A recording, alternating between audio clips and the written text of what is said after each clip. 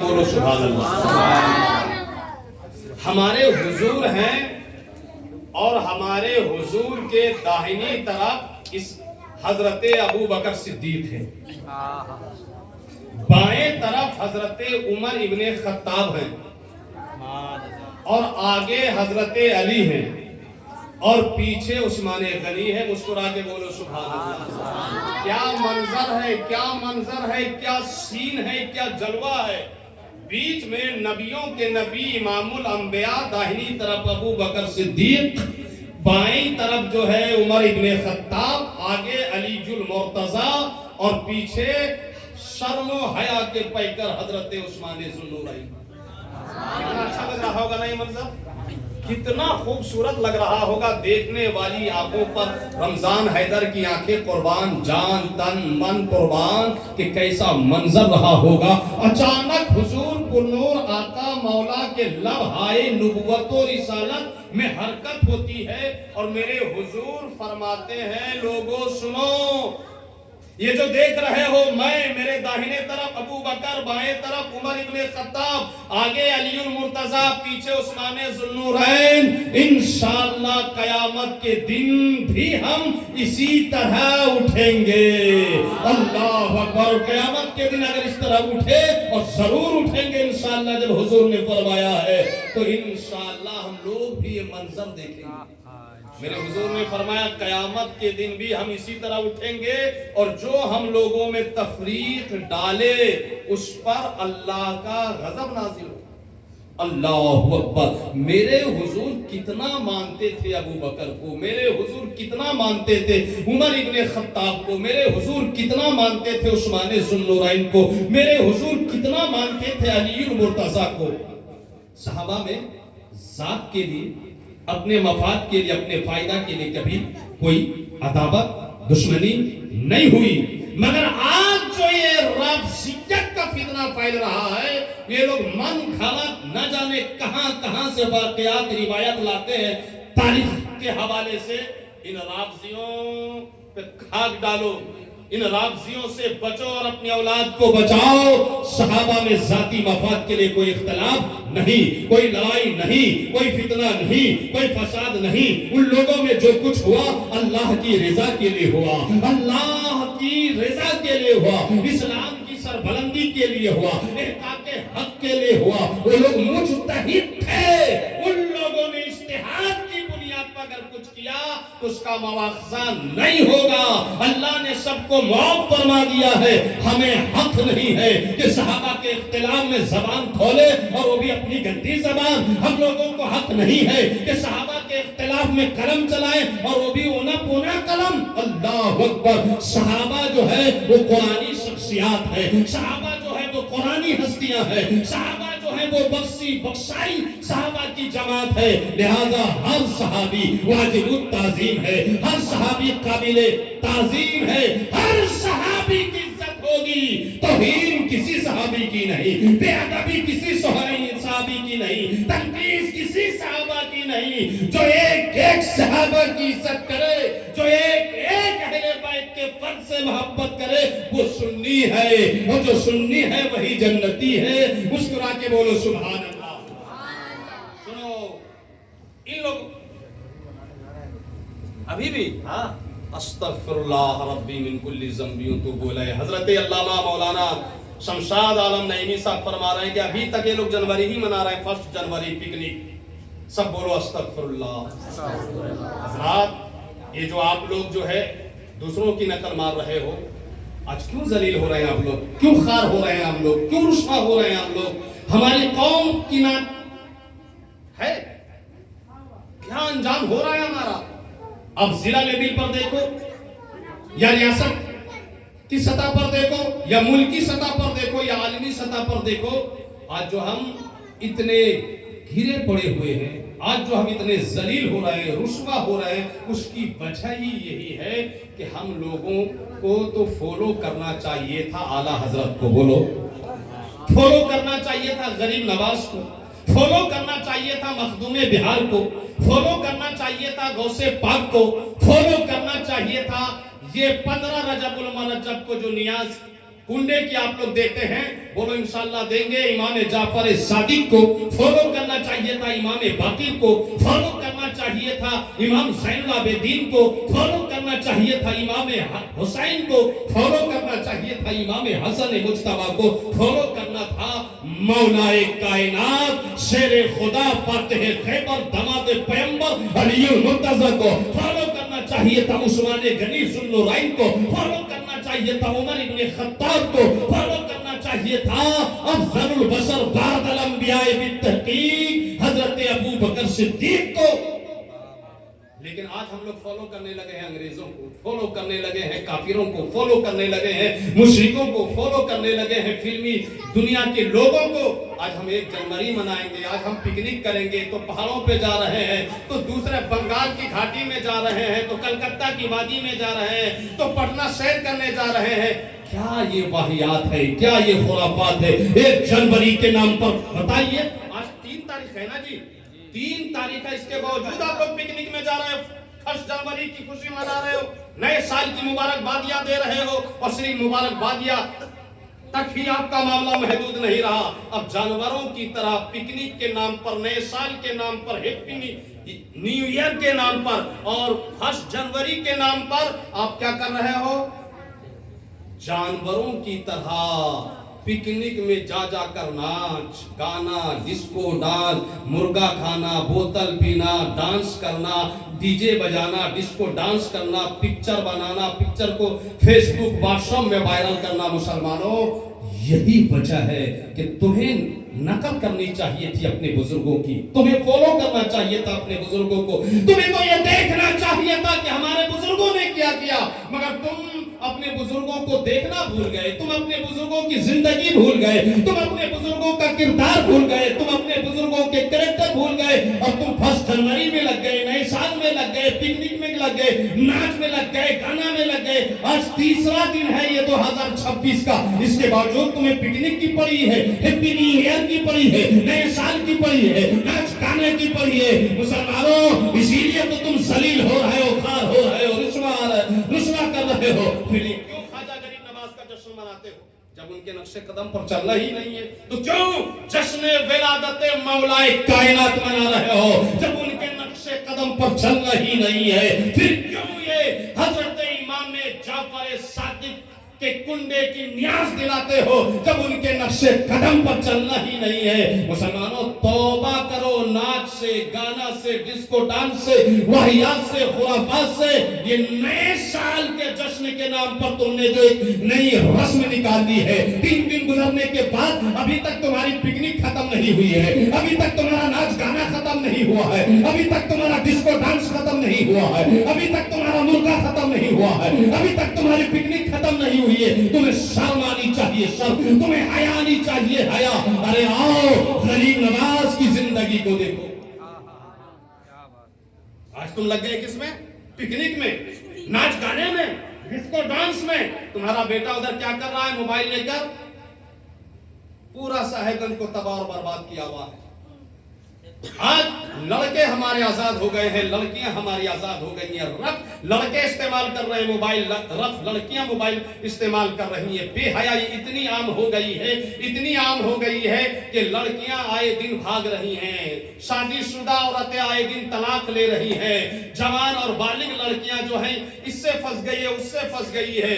एक एक लड़का की 4-4 लड़कियों से दोस्ती और एक एक लड़की की 6-6, 7-7, 8-8 लड़कों से दोस्ती। ये इधर तुम फेरी कर रहा है, वो उधर तुम फेरी कर रहा है। हया आपके घर में नजर नहीं आ रही है, शर्म आपके घर में नजर नहीं आ रही है, तालीम आपके घर में नजर नहीं आ रही है, मोहब्बत आपके घर में नजर नहीं आ रही है। उसके बाद कहोगे हजरत हम बड़े परेशान हैं, डॉक्टर के यहाँ जाने से फुर्सत नहीं है, कोर्ट कचहरी से फुर्सत नहीं है, हजरत घर में बरकत नहीं हो रही है। अरे बरकत कहां से होगी जब तुम खुद जानवरों की तरह 1 जनवरी के नाम पर, पिकनिक के नाम पर नाच गाना, डिस्को डांस करोगे? जब तुम्हारे बेटे अलग पिक्चर देखेंगे एक रूम में और तुम्हारे ही घर में दूसरे रूम में तुम्हारी बेटी अलग पिक्चरें देखेंगी, क्या होगा? तुम्हारे यहाँ से پردہ ختم ہو گیا، شرم ختم ہو گئی، حیا ختم ہو گئی، ادب ختم ہو گیا، نماز کا اہتمام ختم ہو گیا۔ غریب نواز کا جشن منانے والوں، تم آج غریب نواز کے جشن کی محفل میں بیٹھے ہو، ذکر مولا علی کی محفل میں بیٹھے ہو۔ اب بتاؤ، ذکر مولا علی کیا جائے، ذکر خواجگان کیا جائے، یا تمہارے بد عملوں کی اصلاح کی جائے، یا تمہیں راہ راست دکھایا جائے؟ اللہ اکبر، سمجھ میں آتا نہیں۔ چھیڑوں داشتہ کیسے کیسے ہنساؤں تو بغاوت ہے، رلاؤں تو بغاوت ہے۔ آج تمہارے 18 20 22 سال کے لونڈے اور لونڈیاں کیا کر رہے ہیں؟ دنیاوی تعلیم اتنا حاصل نہیں کیا کہ انہیں نوکری ملے، اور دینی تعلیم اتنا حاصل نہیں کی انہوں نے کہ ان کے دل میں اللہ کا ڈر ہو، ان کے دل میں رسول اللہ کی محبت ہو، ان کے دل میں اسلام سے سچا پیار ہو۔ آپ کے بچے نہ دنیا کے رہیں اور نہ دین کے رہیں۔ ایک غریب نواز کے جشن میں آنے والوں، غریب نواز صرف 9 سال کے تھے۔ کئی سال کے تھے؟ سبحان اللہ بولو۔ 9 سال کی عمر میں غریب نواز مکمل حافظ قرآن بن گئے۔ تو مکمل حافظ قرآن جو غریب نواز بن گئے، ان کے پیچھے ان کی والدہ کی محنت تھی، ان کے پیچھے ان کے والد کی محنت تھی، ان کے پیچھے ان کے گھر کے ماحول کا اثر تھا، ان کے پیچھے ان کے استاذ کی محنت تھی۔ غریب نواز والد کی محنت کی وجہ سے، والدہ کی محنت کی وجہ سے، گھر کے اچھے ماحول کی وجہ سے، استاذ کی محنت کی وجہ سے 9 سال کی عمر میں مکمل حافظ قرآن ہو رہے ہیں۔ اور تمہارے گھر کے 32 سال کے لڑکے، 50 سال کے بڈھے، 40 سال کے جوان، صرف ان کو 20 سورتیں یاد نہیں ہیں۔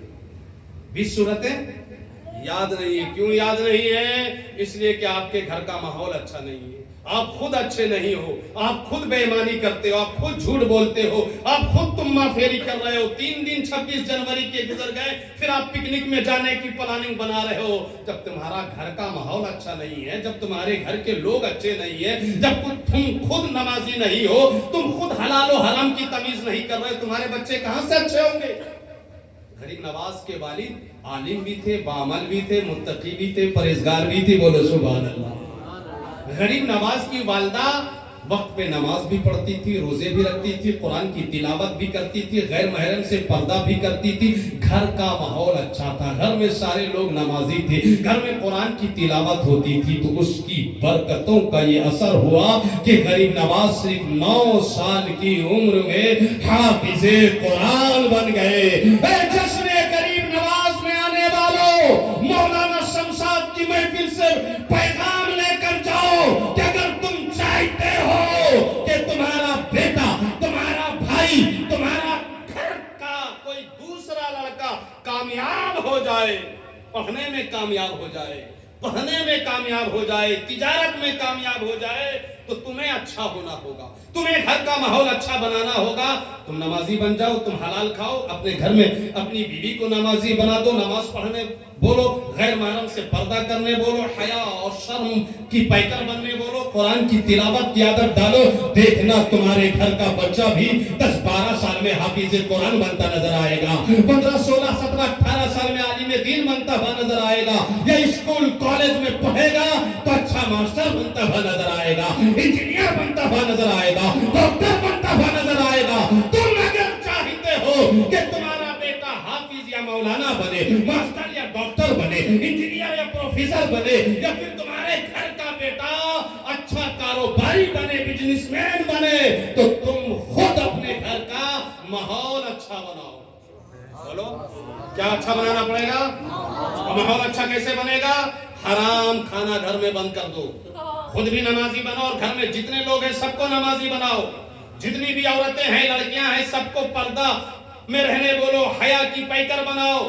گھر میں جتنے لوگ ہیں سب کے سب 24 گھنٹے میں آدھا گھنٹہ، کم سے کم آدھا گھنٹہ بھی نہ ہو سکے تو 10 منٹ کم سے کم روزانہ قرآن کی تلاوت کیا کرو۔ بولو انشاءاللہ۔ اگر قرآن پڑھنا نہیں آتا تو اللہ اللہ ہی کر لو۔ کیا کرنا ہے؟ زور سے بولو۔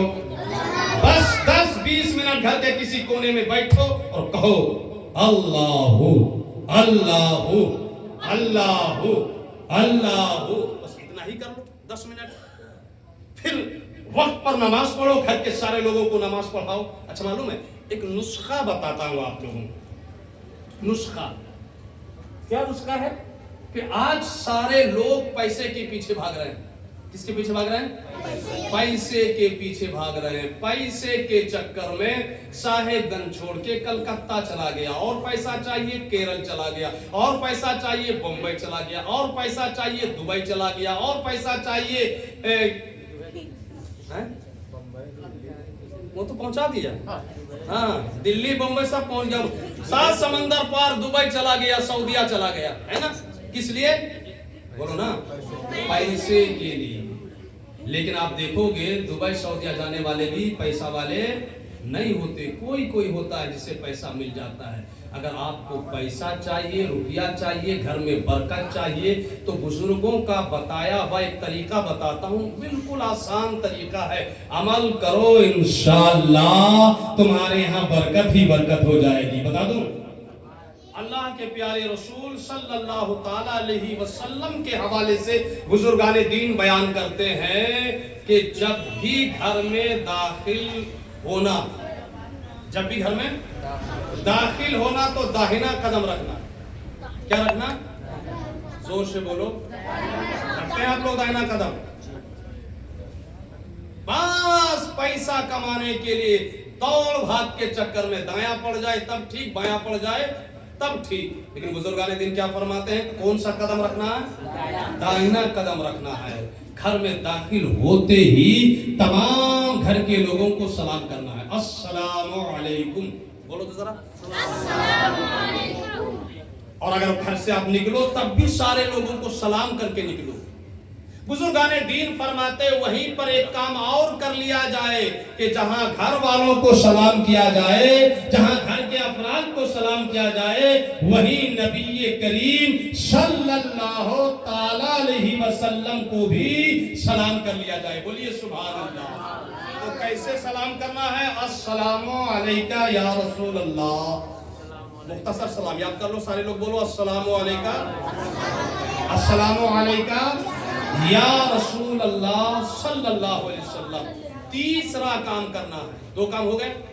دائنا قدم رکھنا ہے, سب کو سلام کرنا ہے, اپنے نبی کو سلام کرنا ہے, اور تیسرا قدم قل هو اللہ احد مکمل 1 بار پڑھ لینا. کیا پڑھ لینا ہے؟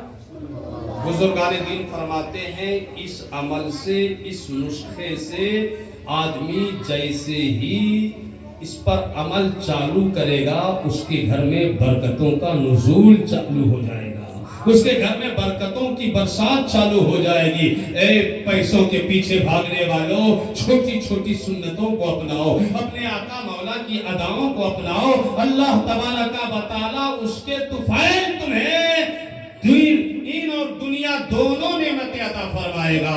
دنیا بھی تمہاری سنور جائے گی, آخرت بھی سنور جائے گی. اس لیے آج سے ارادہ کر کے اٹھو کہ ہم گھر میں داخل ہوں گے تو داہنا قدم رکھیں گے, گھر میں داخل ہوں گے تو گھر والوں کو سلام کریں گے, اور گھر والوں کے ساتھ ساتھ اپنے آقا مولا, اپنے نبی کریم کو بھی سلام کریں گے اور کہیں گے السلام علیکم یا رسول اللہ, اور قل اللہ احد شریف پڑھنا. یہ 3 چھوٹے چھوٹے کام کرو. بزرگان دین فرماتے ان 3 چھوٹے چھوٹے کاموں کی وجہ سے گھر میں برکتیں چالو ہو جائیں گی, گھر میں برکتوں کی برسات چالو ہو جائے گی, گھر سے نحوست باہر بھاگ جائے گی. یہ کام کرو. آپ کو کرنا کیا ہے؟ جشن غریب نواز میں آنے والوں, اللہ کے پیارے رسول صلی اللہ تعالی علیہ وسلم کی سنتوں پر عمل کرنا ہے. اس میں عمل کرنا ہے, زور سے بولو نا, سنتوں پر عمل کرنا ہے, ان کی سنتوں کو عام کرنا ہے, ان کی سنتوں کو عام کرنا ہے, ان کی سنتوں پر عمل کرنا ہے. اب غریب نواز رضی اللہ تعالیٰ عنہ کی محفل میں بیٹھے ہیں. غریب نواز رضی اللہ تعالیٰ عنہ نے کیا کیا؟ حضور نور صلی اللہ علیہ وسلم کی سنتوں پر عمل کیا. پہلے تو حافظ قرآن ہوئے, پھر عالم دین بنے, پھر فقہ کا علم حاصل کیا, پھر علوم شریعت کو حاصل کیا, اور غریب نواز جیسے جیسے علم حاصل کرتے رہتے ویسے ویسے اپنے علم پر عمل بھی کرتے رہتے. بولو سبحان اللہ. اور جو علم شریعت پر عمل کر لے وہ اللہ کا ولی بن جاتا ہے. غریب نواز جب اپنے پیر و مرشد حضرت خواجہ عثمان ہرولی رضی اللہ تعالیٰ عنہ کے مرید ہوئے تو مرید ہونے کے بعد 20 سال تک اپنے پیر و مرشد کی خدمت کی. کئی سال تک؟ زور سے بولو. 20 سال تک جہاں جہاں پیر عثمان ہارونی جاتے رہے وہیں وہیں خواجہ غریب نواز پہنچتے رہے اور اس شان سے پہنچتے رہے کہ اپنے پیر و مرشد کا ساز و سامان ضروریات زندگی کو اپنے سر پر ڈھو کر چلتے رہے. 20 سال اپنے پیر و مرشد کے ساتھ گھومتے رہے. ایک دن پیر و مرشد نے خانہ کعبہ کے پاس ہاتھ اٹھا کر اللہ کی بارگاہ میں دعا کی, یا اللہ میں نے معین الدین کو تیرے حوالے کر دیا, میری دعا ہے کہ تم میرے معین کو قبول فرما لے. آواز آئی, معین الدین کو میں نے قبول کر لیا ہے. اللہ اکبر. اپنے علم پر معین الدین نے ایسا عمل کیا کہ اللہ نے بھی قبول کر لیا اور رسول اللہ نے بھی قبول کر لیا. پھر غریب نواز برسوں سیر کرتے رہے, برسوں دنیا گھومتے رہے. کبھی سمرقند میں ہے, کبھی بخارا میں ہے, کبھی نجف میں ہے, کبھی عراق میں ہے, کبھی اصفہان میں ہے, کبھی سمنان میں ہے اور کبھی ہندوستان میں ہے. زور سے بولیے. غریب نواز رضی اللہ تعالیٰ عنہ فرماتے ہیں کہ میں ایک قبرستان پہنچا تو وہاں ایک بزرگ سے ملاقات ہوئی. عجیب و غریب بزرگ تھے. ایسا اللہ کا ڈر اس بزرگ کے سینے میں تھا کہ ویسا اللہ سے ڈرنے والا میں نے نہیں دیکھا. غریب نواز فرماتے ہیں کہ اس بزرگ کا حال یہ تھا کہ جب خوف خدا ان پر طاری ہوتا تو 7 دن تک وہ بزرگ ایسے کانپتے رہتے جیسے ایک بید کانپتا ہے. بید. ایک دن وہی بزرگ مجھ سے کہنے لگے, معین الدین میں بصرہ کے قبرستان میں تھا تو وہاں میں نے ایک بزرگ سے ملاقات کی قبرستان میں. آج تو ہم اور آپ قبرستان نہیں جاتے, کوئی مرتا ہے تب قبرستان جاتے ہیں اور وہ بھی جانے کے بعد جلدی نماز جنازہ پڑھنے کے بعد یا زیادہ سے زیادہ مٹی دینے کے بعد بھاگنے کی کوشش کرتے ہیں.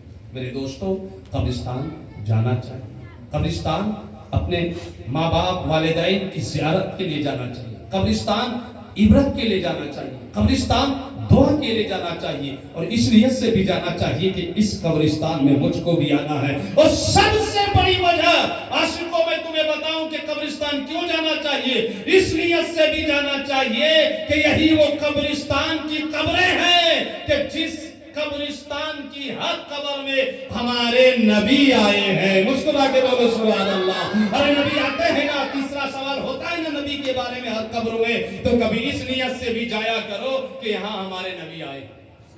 زور سے بولو نا. جاؤ گے قبرستان؟ زور سے بولو انشاءاللہ.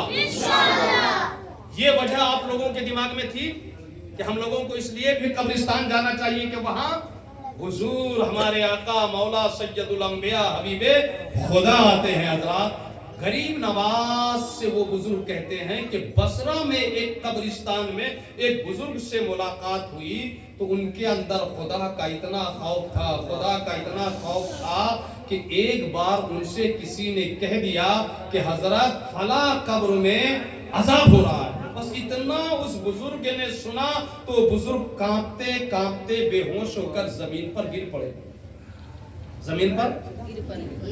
اللہ اکبر.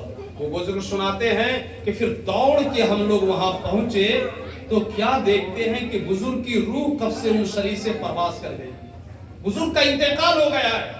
ابھی ان کو اٹھا کر ہم لوگ دوسری جگہ لے جانا ہی چاہ رہے تھے کہ دیکھا اس بزرگ کا جسم جو ہے, اس بزرگ کا جسم کھلنے لگا.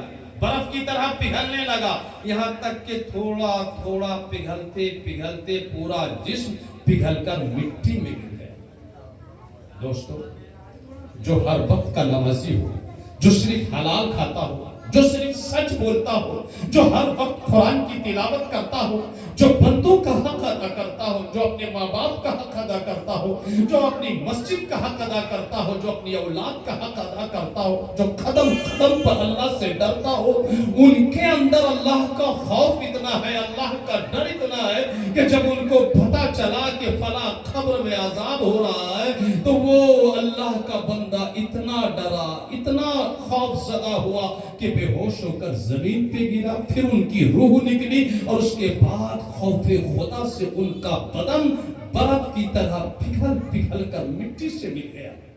ये था अल्लाह वालों का मामला।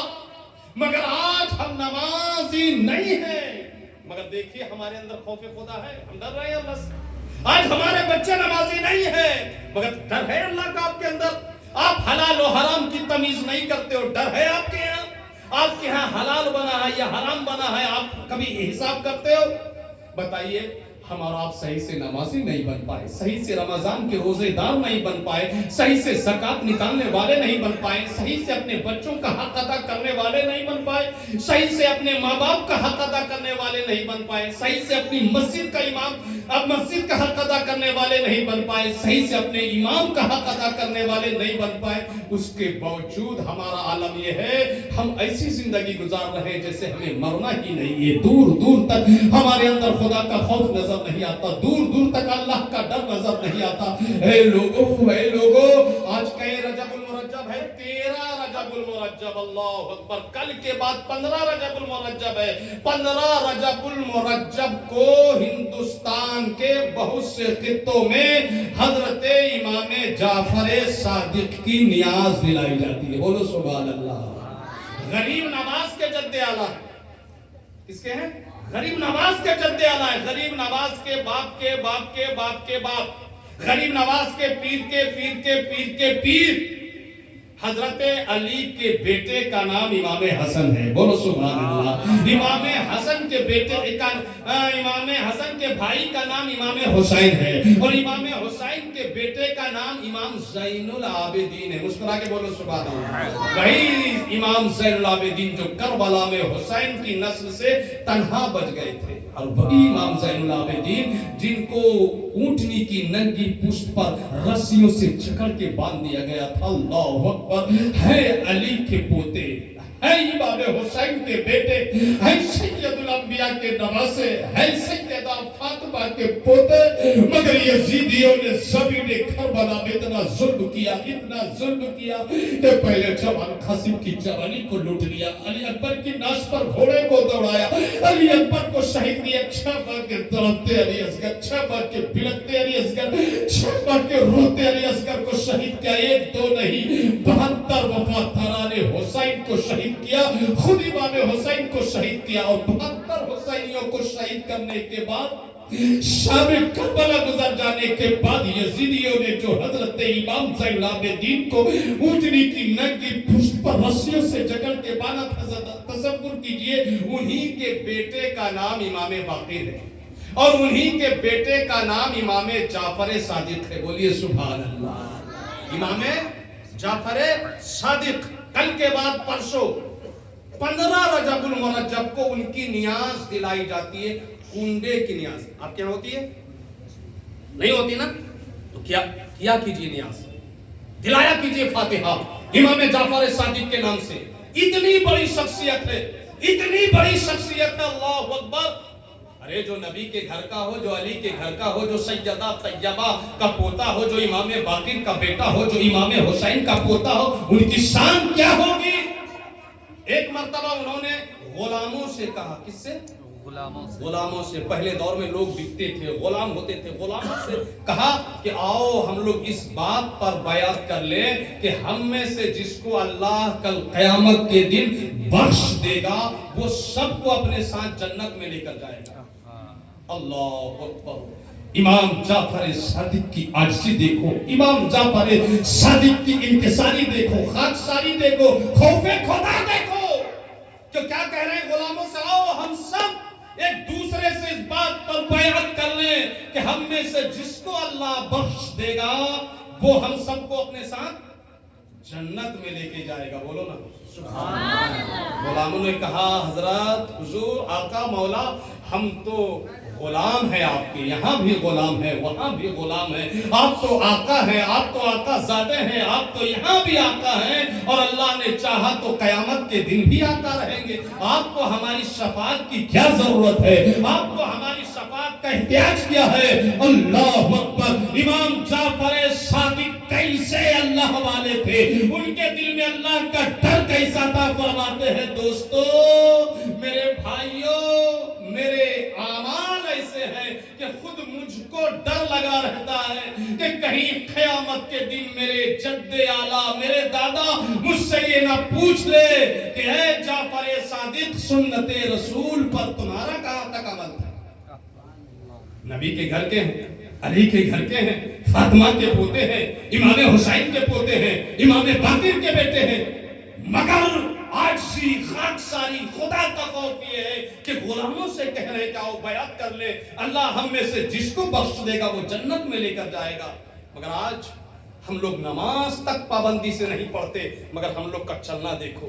ہم لوگ صحیح سے دینی مسائل نہیں جانتے, مگر ہم لوگوں کی لمبی لمبی زبان دیکھو. ارے ہمارے یہاں تو کھانا جو بنتا ہے آج اس کی گارنٹی نہیں ہے کہ حلال بن رہا ہے یا حرام. جو چاول آیا ہے, جو دال آئی ہے, جو روپیہ آیا ہے, جو پیسہ آیا ہے صحیح طریقے سے آیا ہے بھی کہ نہیں ہے اس کی گارنٹی نہیں ہے. مگر آج ہم لوگوں کی زبانیں تین ہاتھ کی نکل رہی ہیں, اور کبھی امام کے خلاف بول رہے ہیں, کبھی مسجد کے خلاف بول رہے ہیں, کبھی مدرسہ کے خلاف بول رہے ہیں, کبھی اس کے خلاف بول رہے ہیں, کبھی اس کے خلاف بول رہے ہیں. لوگوں یہ سارے کے سارے اللہ والے جو ہیں وہ اللہ سے ڈرتے تھے, اللہ سے کے خوف سے روتے تھے, گڑ گڑاتے تھے. اللہ اکبر کبیرہ.